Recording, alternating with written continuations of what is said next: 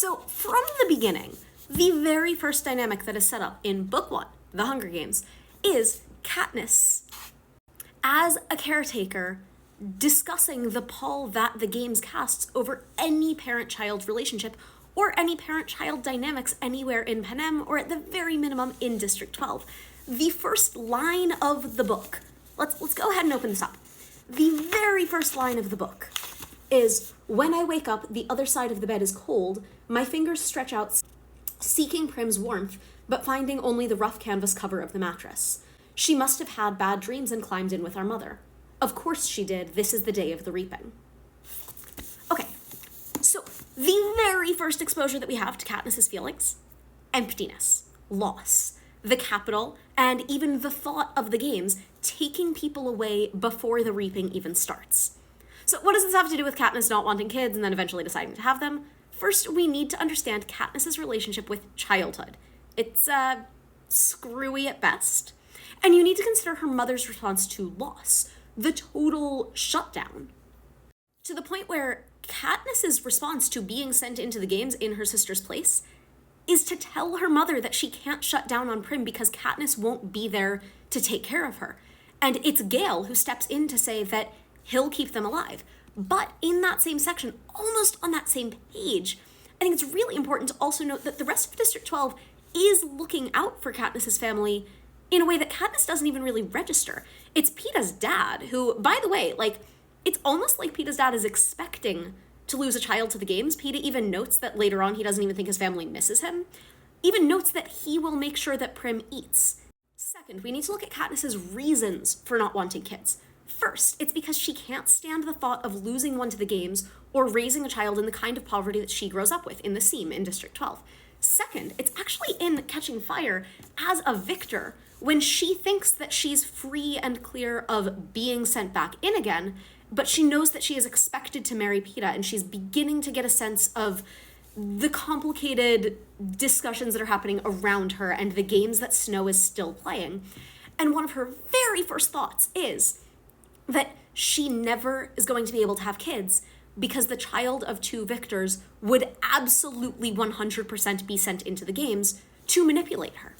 And it's also set up in those chapters that having kids isn't really a choice. Birth control is never something that's really mentioned outside of Katniss's mother being good with herbs and a healer and people not really having medical access. And it's a pretty heavy-handed set of metaphors that the Capitol cares more about a tribute tearing down a flag to cover the bodies of children in Ballad of Songbirds and Snakes than they do about the children being, human kids. And it's that same kind of logic that brings us Peeta's, well, if it weren't for the baby, that causes absolute outrage in the Capitol because a fetus belonging to two semi-celebrity figures is worth saving, but not those two victors themselves who are on the verge of being sent back in again. Also, not any of the kids who would ostensibly follow them. So when we talk about kids, Katniss only has them 15 years later, when the grass has grown back over the meadow, when the fences have been torn down, and not wanting kids, for the record, at 17 or 16, when the world is on fire and everything is terrible and they would be in constant danger, and for that matter, as we know from Finnick in Mockingjay, would be used to manipulate Katniss at every turn, is very, very different from not wanting kids as an adult. Let's use our current world as an example.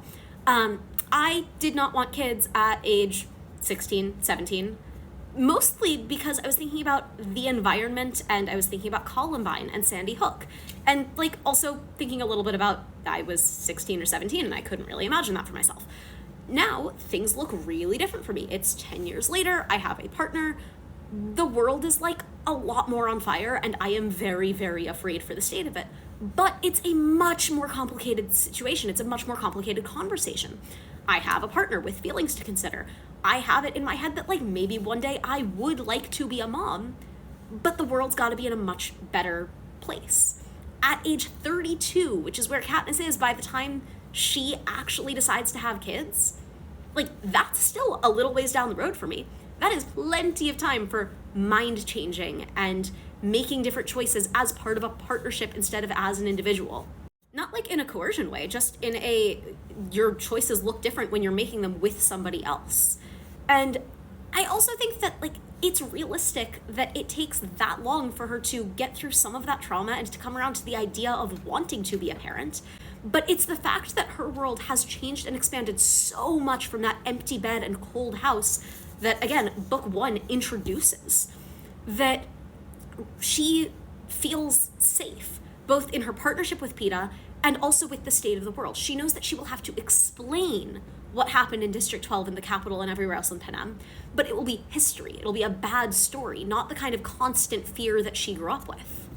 The books are about survival in a lot of ways, but the epilogue is very much about living and continued life. It's about agency and choice, and most of all, safety and refuge.